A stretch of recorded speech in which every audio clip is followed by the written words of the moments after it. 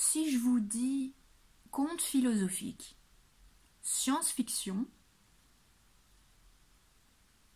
chat, fourmi, auteur français, ça vous dit quelque chose?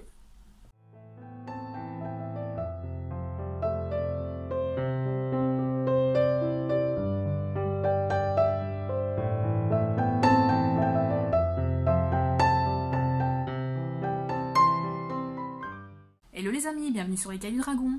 Aujourd'hui ce sera une vidéo un petit peu particulière car je vais vous présenter mon auteur français préféré. Pour ceux qui sont là depuis le début, je pense que vous avez déjà deviné. Aujourd'hui je vais vous présenter Bernard Werber. J'ai quasiment tous ses bouquins. C'est vraiment un auteur que j'aime beaucoup. Je l'ai découvert durant mon adolescence grâce à une ancienne meilleure amie. Donc aujourd'hui je vais vous présenter quelques faits sur l'auteur, vraiment pas beaucoup car c'est pas le but, mais surtout je vais vous présenter ses bouquins, quelles sont ses sagas, comment les lire et tout ça. Comment est-ce qu'on pourrait définir le genre littéraire de Bernard Werber? Pour moi en fait, c'est science-fiction, c'est des contes philosophiques. Vous avez beaucoup de différents domaines qui sont abordés, donc vous avez beaucoup d'éléments vraiment de la science, vous avez beaucoup de mythes, de contes, différentes légendes et de l'écologie également.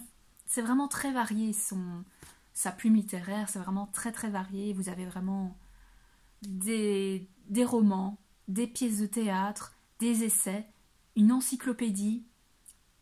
C'est un écrivain vraiment touche à tout et pour vous dire, en fait, il n'est même pas que écrivain, c'est également un journaliste, un réalisateur. Il a également créé une pièce de théâtre qu'il a, il me semble, montée. Mais je ne l'ai jamais vue, parce que c'est pas vraiment quelque chose qui m'intéresse par rapport à ça. Mais en tout cas, Bernard Werber, je l'ai une fois rencontré, c'était au Salon du Livre de Bruxelles. C'était il y a quelques années et c'est là que j'ai pour la première fois fait dédicacer mes livres. Je vous présenterai juste après. Et en tout cas, il faut savoir que c'est un écrivain qui, déjà enfant ou adolescent, a toujours aimé écrire et a déjà commencé très tôt. Son premier roman qui est sorti, c'était en 1991 ou 1991 pour les Français, autrement dit mon année de naissance. Et le tout premier roman, c'est Les Fourmis. Ici, en fait, je vous présente cet ouvrage-ci qui est un peu particulier, car, en fait, Les Fourmis, c'est une trilogie. Et moi, justement, j'ai le format intégral. Donc, vous avez Les Fourmis, Le Jour des Fourmis et La Révolution des Fourmis. C'est vraiment une trilogie géniale. C'est assez bien pour commencer, mais c'est assez dense. Il faut savoir que c'est assez dense. Moi, mon premier roman de Bernard Werber que j'ai découvert, c'était celui-ci, Le Père de nos pères. C'est même un de mes romans préférés de Bernard Werber. Je vais vous lire le résumé. D'où venons-nous? Après l'infiniment petit, la trilogie des fourmis, après le mystère de la mort, les thanatonautes, que je vous présenterai après, Bernard Werber s'intéresse à une nouvelle frontière de notre savoir, les origines de l'humanité. Pourquoi y a-t-il des hommes sur Terre? Pourquoi sont-ils intelligents? Pourquoi sont-ils conscients? Nous nous retrouvons ainsi plongés il y a 3 millions d'années dans la savane africaine, à suivre au jour le jour les aventures du premier humain, le fameux chaînon manquant, Adam, le père de nos pères. En parallèle de nos jours, tous ceux qui ont découvert la véritable nature de cet être primordial ont de sérieux problèmes. Quel est ce secret que personne ne veut voir en face? Lucrèce Nemrod, reporter aussi tenace qu'espiègle, accompagné de son complice Isidore Katzenberg, ancien journaliste scientifique désabusé, se lance intrépidement dans l'enquête. De Paris à la Tanzanie commence une course-poursuite haletante où l'on rencontre un club de savants passionnés, une charcutière industrielle, une star du X et quelques primates qui se posent de drôles de questions. Suspense, humour, science, aventure, la révélation qui nous attend au terme de ce thriller paléontologique pourrait bien changer notre vision du monde. Et moi, effectivement, Ça a vraiment changé, on va dire, ma vision du monde, ou autrement dit, la vision que j'avais de la littérature, car j'ai vraiment découvert un nouvel auteur grâce à ça. J'ai adoré. Je vous conseille de commencer avec celui-là, car ça... Allez, c'est de nouveau un livre qui mêle plusieurs genres. Vous avez, comme ils ont dit, du suspense, de l'humour, de la science, et vraiment une aventure un peu thriller policière, avec, vers la fin, des révélations géniales. J'ai adoré. En fait, pour celui-ci, vous suivez, comme on a dit, Lucrèce Nemrod et Isidore Katzenberg, que vous retrouvez dans un ou deux autres romans de Bernard Werber. Donc vous suivez les aventures de ces deux personnages. Avec la suite ici, c'est l'ultime secret, où là, la question c'est qu'est-ce qui nous motive? C'est au cœur de notre cerveau qu'il faut chercher la source de tous nos comportements. Et vous allez de nouveau suivre une aventure avec un dénouement vraiment particulier. C'est vraiment ça part vraiment dans tous les sens, mais vous suivez vraiment une aventure policière, un thriller, c'est vraiment très chouette.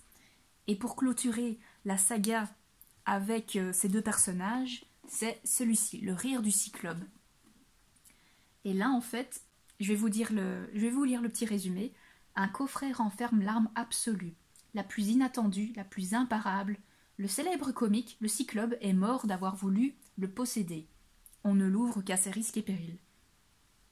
Après le père de nos pères, l'ultime secret, une nouvelle enquête de Lucrèce et Isidore au cœur d'un des grands mystères humains, le rire. Donc dans ce roman, vous allez en apprendre plus sur le rire, et ce sera mêlé justement à de nouveau une enquête policière, un thriller. C'est vraiment trop trop bien. Donc ici, ce sera une première trilogie que je vous conseille, c'est vraiment très chouette. Vous avez d'abord le père de nos pères, l'ultime secret, où on parlera de tout ce qui est au niveau de la motivation, et Le Rire du Cyclope. Donc ça, c'est une première trilogie que vous pouvez découvrir de Bernard Werber, où ça se clôture. Le deuxième cycle que je vous conseille, c'est le cycle des anges. En fait, il commence avec les Thanatonautes, et ensuite vous avez l'Empire des anges. Et la particularité de cette saga, c'est que vous pouvez d'abord commencer avec celle-ci, et vous suivez en fait les mêmes personnages, mais dans une autre trilogie. Ce sera la trilogie des dieux, où il y aura 3 tomes. Mais je vous en parle après. Ça, c'est également en fait un de mes livres préférés de Bernard Werber. Et en fait, ça parlera de qu'est-ce qu'il y a après la mort. Je vais vous lire le résumé. L'homme a tout exploré. Le monde de l'espace, le monde sous-marin, le monde souterrain. Seul le continent des morts lui est inconnu. Voilà la prochaine frontière. Michael Pinson et son ami Raoul Razorback, 2 jeunes chercheurs sans complexe, veulent relever ce défi et, utilisant les techniques de la médecine comme celles de l'astronautique, ils partent à la découverte du paradis. Leur dénomination, les Thanatonautes, du grec Thanatos, divinité de la mort, et Nautes, navigateur. Leur guide, le livre des morts tibétain, le livre des morts égyptien, mais aussi les grandes mythologies et les textes sacrés de pratiquement toutes les religions. Peu à peu, les Thanatonautes dressent la carte géographique de ce monde inconnu. En Dante moderne, Bernard Werber nous emmène dans un voyage époustouflant. Effectivement, ça représente vraiment ça représente vraiment la vie que j'ai. C'est vraiment un voyage époustouflant. Si ça vous intéresse en général ce genre de domaine du style qu'est-ce qui se passe après la mort, enfin qu'est-ce qui se passe après la vie au niveau de la mort et tout ça, c'est vraiment génialissime. Petite précision, dans quasiment toutes les œuvres de Bernard Werber, à chaque fois, vous avez le récit qui est entrecoupé de petits extraits vous avez des petits extraits qui est en fait l'encyclopédie du savoir relatif et absolu. Ici c'est une nouvelle édition, mais vous avez quasiment tous ces petits récits qui sont regroupés ici. Et à chaque fois, vous avez par exemple le rêve du dauphin, qu'est-ce que ça représente. Vous avez parfois des petites devinettes, des petites anecdotes sur des personnages célèbres du style Marie Curie, les phéromones humains, qu'est-ce que c'est, une recette du pain, enfin, c'est vraiment très sympa.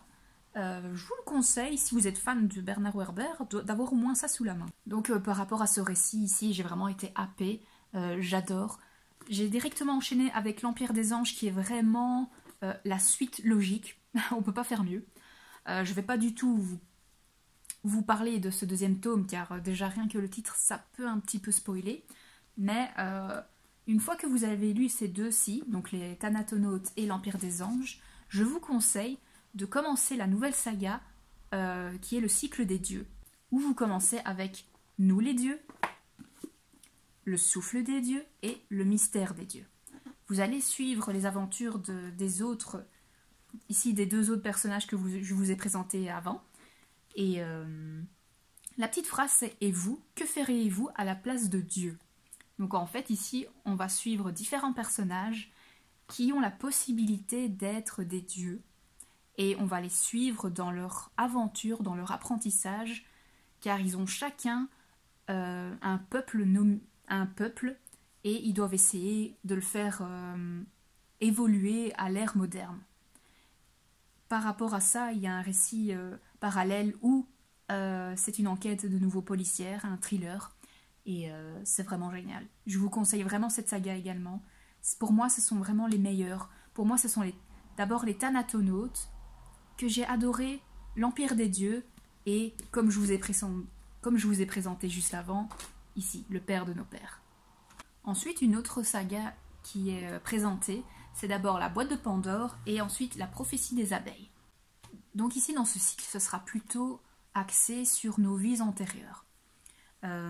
J'ai bien aimé, c'était pas mal du tout, on suit d'autres personnages, c'était bien. Ensuite, vous suivez celui-ci où il y a en fait une prophétie qui annonce le destin de l'humanité. Et en fait, ça mêle les abeilles et la confrérie des Templiers. C'est vraiment très particulier. J'ai un tout petit peu moins apprécié ce cycle, car j'étais un peu moins dedans. Ce sont des thématiques qui m'intéressent un peu moins, je vous avoue. Mais voilà, si vous, ça vous intéresse ça vous intéresse les vies antérieures, et par exemple, les prophéties mêlées à l'ordre des Templiers, n'hésitez pas. La prochaine saga que je vous présente, c'est de nouveau une trilogie, ça s'appelle Troisième Humanité. J'ai le premier tome ici en grand format, et ensuite j'ai trouvé les deux autres en petit format. Là, c'est aussi particulier. Là, ce qu'on nous dit, c'est « Nous sommes à l'ère de la deuxième humanité, il y en a une avant, il y en a eu une avant, il y en aura une après. » Donc ici, en fait, vous allez suivre des chercheurs qui ont réussi avec beaucoup de manipulation génétique à créer une prochaine humanité qui sera 100% féminine. Donc vous allez suivre en fait l'annonce de cette nouvelle humanité. Est-ce que ça va bien se passer? Est-ce que ça va mal se passer? Quelles sont leurs caractéristiques? Comment ça va évoluer? Spoiler alerte, il y aura énormément de choses qui vont se passer et ça se passera pas toujours très bien. Donc ici dans cette aventure, c'est vraiment la question de l'humanité qui est présente, de la féminité justement, de l'acceptation de cette différence. C'est vraiment génialissime, vraiment très très très chouette. C'est déjà un peu plus barré on va dire comme histoire, ça peut moins plaire. Mais en tout cas c'est vraiment de l'anticipation, la science-fiction c'est vraiment très très chouette. C'est une bonne saga que je pense une fois me refaire parce que je n'ai plus beaucoup de détails en tête et c'est très dense à lire. Quand je vous dis que Bernard Werber touche quasiment à tout, je n'avais pas tort. Voici une autre trilogie par rapport aux chats. Demain les chats, Sa Majesté des chats et la planète des chats. Donc ici en fait, comme vous pouvez vous en douter, le twist c'est que les chats ont pris le pouvoir.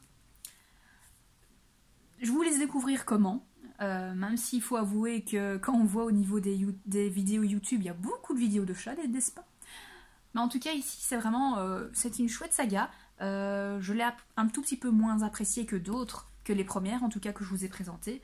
Parce que c'est très particulier et il faut quand même aussi s'accrocher. Mais voilà, donc ici en fait vraiment le personnage principal de ces romans. Ici, ce sera une certaine chatte. Et vous allez suivre ses aventures. Elle est... Je vous dis qu'elle est difficile à appréhender parce qu'elle est très... J'ai envie de dire c'est un chat, mais elle est très imbue d'elle-même. Elle est vraiment, oui, moi je suis la meilleure, c'est moi la majesté, enfin voilà, c'est ce genre de choses. Donc c'est vrai, c'est vraiment très chouette. Le récit est fini en 3 tomes, il n'y aura pas d'autres. Ça se lit quand même assez vite. Ensuite, dans les autres œuvres de Bernard Werber, vous avez pas mal de récits indépendants. Dans les derniers, vous avez par exemple ici la Diagonale des Reines, où le thème principal c'est une sorte de jeu d'échecs avec différents protagonistes.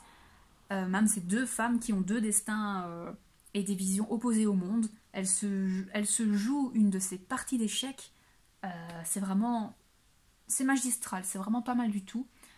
Vous suivez vraiment les aventures de ces 2 jeunes femmes du début jusqu'à la fin de leur vie, où au final tout les oppose, et c'est vraiment pas mal du tout. Quelque chose qui m'a marqué dans ce roman, c'est qu'à un certain moment, il fait référence à une catastrophe qui s'est passée justement au stade du Heysel en Belgique. Ça m'a assez marqué parce que déjà c'est mon pays, mais je sais que mon père a été présent vu qu'il est policier et il a été présent durant cette catastrophe. Donc voilà, c'est quelque chose qui m'a vraiment marqué et ça m'a vraiment surprise qu'il a incorporé ça dans l'histoire. Et voilà, je vous en dis pas plus, je vous laisse le découvrir. C'est vraiment une chouette histoire, surtout si vous aimez bien les jeux d'échecs. Ici dans ce roman, Paradis sur mesure, c'est plus ou moins des nouvelles, on va dire. En fait, vous avez différents futurs qui sont possibles avec des passés improbables. Imaginez un monde uniquement peuplé de femmes où les hommes ne sont plus qu'une légende. Imaginez un monde où il est interdit de se souvenir du passé, où les gens n'ont qu'un seul intérêt, le cinéma. Imaginez un humoriste qui partirait à la recherche d'un lieu où naissent les blagues anonymes, 17 histoires sous forme de contes, de légendes ou de fables, 17 histoires fantastiques pour frémir, rêver ou sourire. Donc ici vous avez 17 histoires, c'est vraiment très intéressant. Je ne m'en souviens plus tellement d'une en particulier, mais voilà, vu que j'aime cet auteur, je prends vraiment du plaisir à lire ces différentes histoires. Et c'était vraiment très sympa. Ici, un roman que j'ai particulièrement bien apprécié, c'est Le miroir de Cassandre. Ce qu'on vous dit à la fin, c'est « Et vous, que feriez-vous si vous pouviez voir le futur et que personne ne vous croit ?» Donc ici, je pense que vous avez bien compris, mais on suit plus ou moins le mythe de Cassandre, qui est justement une femme qui est une femme qui voyait le futur, mais malheureusement, sa malédiction, c'était que personne ne la croyait. Donc ici, à l'ère moderne, vous allez suivre Cassandra, qui a justement cette faculté de prédire différentes catastrophes. Malheureusement, personne ne va la croire. Elle va s'enfuir de chez elle et elle va atterrir dans un lieu somme toute assez bizarre. En fait, ce sera la décharge publique en France. Parce que oui, très souvent, les récits de Bernard Werber se passent en France. Cocorico. Et elle va se faire une sorte de nouvelle famille avec des sans-abri. Et alors, ce sera en fait les seules personnes qui vont la croire et normalement essayer d'avoir un impact sur ces catastrophes. C'était vraiment un très chouette récit, j'ai adoré. Ma lecture, c'est du Bernard Werber, il fait partie des très bons romans que je vous conseille. Ici, un tout petit roman que je vous conseille, c'est Le papillon des étoiles. C'était vraiment très sympa. Le plus beau des rêves, bâtir ailleurs une nouvelle humanité qui ne fasse plus les mêmes erreurs. Le plus beau des projets, construire un vaisseau spatial de 32 km de long, propulsé par la lumière et capable de faire voyager cette humanité pendant plus de 1000 ans dans les étoiles. La plus folle des ambitions, réunir des pionniers idéalistes qui arrivent enfin à vivre ensemble en harmonie, et au final la plus grande des surprises. Donc ici vous allez suivre des gens qui vont partir dans l'espace pour essayer de bâtir une nouvelle humanité, et vous suivez les prémices, et vous suivez bien sûr la fin de cette aventure, qu'elle soit bonne ou mauvaise, ça je vous laisse le découvrir. C'était vraiment très sympa, un tout petit roman, un petit essai, c'est vraiment super chouette. Ici, un petit roman où le mot d'ordre c'est le sommeil. Phase 1, assoupissement. Phase 2, sommeil léger. Phase 3, sommeil lent. Phase 4, sommeil très profond. Phase 5, sommeil paradoxal. Phase 6, le 6e sommeil, celui de tous les possibles. Imaginez qu'au plus profond d'un rêve, vous puissiez revenir en arrière et rencontrer celui que vous étiez 20 ans plus tôt. Imaginez que vous ayez la possibilité de lui parler. Que lui diriez-vous? Je vous laisse le découvrir. Ici, 3 petits romans que je vais vous présenter, c'est vraiment des tout petits, ils sont indépendants les uns des autres. Vous avez ici le livre du voyage, c'est un petit essai où, en fait, le résumé est vraiment sympa, je vais vous le lire directement, c'est « Ah, enfin tu me prends dans tes mains, ah, enfin tu lis ma 4e de couverture, tu ne peux pas savoir comme j'attendais ce moment. J'avais si peur que tu passes sans me voir. J'avais si peur que tu rates cette expérience que nous ne pouvons vivre qu'ensemble. Toi, lecteur, humain, vivant, et moi, le livre, objet, inerte, mais qui peut te faire décoller pour le plus grand, le plus simple, le plus extraordinaire des voyages. » Je pense que c'est très intriguant, n'est-ce pas? Ici, nos amis les humains, c'est le roman inspiré de la pièce de théâtre. Et en fait, vous suivez les aventures de 2 personnages, un homme et une femme, qui ont été enlevés par des extraterrestres. Et voilà, en fait, ils sont devenus comme des animaux de compagnie, et les extraterrestres s'en occupent et font parfois des expériences scientifiques sur eux. Voilà. Les humains sont-ils intelligents? Sont-ils dangereux? Sont-ils comestibles? Sont-ils digestes? Peut-on en faire l'élevage? Peut-on les apprivoiser? Peut-on discuter avec eux comme des égaux? Telles sont les questions que peuvent se poser les extraterrestres à notre égard. Etc. etc. Je vous laisse le découvrir, c'est vraiment tout petit. C'est très chouette. Pour ici, l'arbre des possibles et autres histoires. Ce sont en fait 20 petites histoires sous forme de contes, de légendes, de mini-polars, où en fait l'auteur nous offre des petits récits fantastiques où, par exemple, les dieux vont à l'école pour apprendre à bien gouverner leur troupeau d'humains, où les objets sont soudainement remplacés par leur nom, où les gens ont l'esprit limité pour ne compter que jusqu'à 20, où on part en vacances au XVIIe siècle après s'être fait vacciner contre la peste, etc. etc. C'est beaucoup d'hypothèses scientifiques. Quelles sont les améliorations possibles de l'humanité. Enfin, c'est vraiment très très chouette, c'est très particulier, mais voilà, c'est une bonne mise en bouche également pour l'univers de Bernard Werber. Et enfin, le dernier roman qui est sorti en date du mois passé, je pense, que je n'ai pas encore lu, c'est Le temps des chimères. Ici, je sais juste que le plot twist, ce sera que l'être humain aura des particularités animales. Donc par exemple, ils peuvent avoir des ailes, des griffes et tout ça. Et on va suivre qu'est-ce qui se passe avec cette nouvelle humanité, quelle sera leur place et tout ça. Je ne l'ai pas encore lu, mais ça ne serait tardé. J'essaye de d'abord lire mes 2 autres lectures en cours et ensuite je vais me le faire celui-là. Car j'adore Bernard Werber, j'adore ses écrits et je pense que celui-ci, je ne vais pas être déçue. Ah oui, et ici, ma toute première dédicace, c'est pour Sandy, Bernard Werber, avec un petit poisson. C'est dans le Nous les dieux, et également dans le 3e tome que je me suis également fait dédicacer. Et c'est vraiment ce sont mes toutes premières dédicaces de livres. Et j'étais tellement gênée, je ne savais pas quoi dire. J'étais devant l'auteur, et je n'ai pas pété un mot. Je ne savais pas quoi dire. Et lui, bah, il était juste là en train de me signer, il me regardait un peu, et moi j'étais tellement timide que je ne savais pas quoi dire.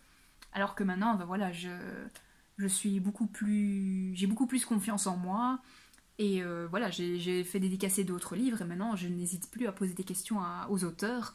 Donc la prochaine fois que je vais le rencontrer, je n'hésiterai pas à parler un peu avec lui parce que voilà, on n'a pas tous la chance de pouvoir se faire dédicacer des livres et passer un petit moment avec nos auteurs préférés. Voilà les amis, c'est tout pour cette petite vidéo, j'espère que ça vous a plu. Je vais pouvoir maintenant un peu ranger ma bibliothèque. Comme je vous ai dit, ici c'était un peu une mise en bouche des différentes œuvres de Bernard Werber. En tout cas, je vous remercie beaucoup pour avoir visionné cette vidéo. J'espère qu'elle vous aura donné envie d'un peu découvrir cet auteur avec son univers fantastique, beaucoup d'anticipation. Moi, c'est vraiment un de mes auteurs préférés. J'adore, ça me permet de me poser plein de questions. Ça aborde tellement de sujets différents et ça me change beaucoup de mes univers de fantasy. C'est parce qu'il y a, voilà, il y a des éléments contemporains, il y a beaucoup de science. J'aime beaucoup. C'est vraiment pour moi un univers qui vous fait réfléchir, qui vous fait vous poser des questions et moi personnellement j'adore. J'espère qu'il va encore continuer longtemps à nous pondre de belles histoires. Pour le moment, ça a l'air d'être un roman par an, en fin d'année en général. Donc ici, je suis très curieuse de découvrir son dernier en date. Il me tarde de le lire. Et je vous en dirai quoi dans les prochains updates lecture. En tout cas, j'espère que ça vous a donné envie. N'hésitez pas à commenter en me disant quel est votre roman préféré de Bernard Werber ou, si vous le découvrez seulement, quel est celui qui vous donne le plus envie. N'hésitez pas, je suis vraiment curieuse de savoir par quoi vous allez commencer. En tout cas, un grand merci pour avoir visionné cette vidéo. Je vous souhaite de très bonnes lectures et à bientôt.